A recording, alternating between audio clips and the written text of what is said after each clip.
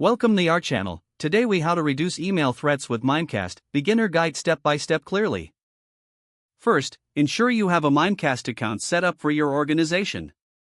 Log into your Mimecast dashboard using your credentials. Navigate to the admin section of the dashboard. From here, click on Policies to manage your email security settings. Select Anti-Spam to adjust protections against unwanted emails. Review the predefined policies and customize them according to your organization's needs.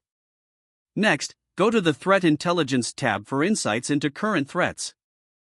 Enable features such as email security risk for proactive protection. After that, access the Gateway section to set rules for incoming emails. Implement strict filtering options to block phishing attempts and harmful attachments. Configuration of attachment management is essential for controlling risky file types. You can also enable URL protection to protect users from malicious links. Once settings are adjusted, test your email security by sending test emails.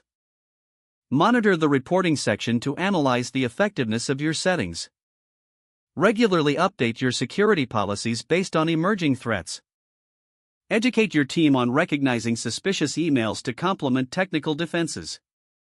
Lastly, make sure to review your settings every few months for any necessary updates. This concludes our step-by-step guide to reduce email threats with Mimecast. If the page does not load, refresh the browser or try again in a private or incognito window. Make sure you are using the correct email address, then retype it carefully to avoid small typos. If your password is not accepted, use the reset option and create a new strong password you can remember. Check your spam folder for verification or security emails, then complete any requested confirmation steps. Enable two-factor authentication if available to improve account security and reduce unauthorized access risk. After signing in, review your profile details so your contact information and settings are accurate and current. If you see an error message, note it down and try again after restarting your device and internet connection. Log out when you finish, especially on shared devices, to keep your account and payment information secure. If the page does not load, refresh the browser or try again in a private or incognito window. Make sure you are using the correct email address, then retype it carefully to avoid small typos.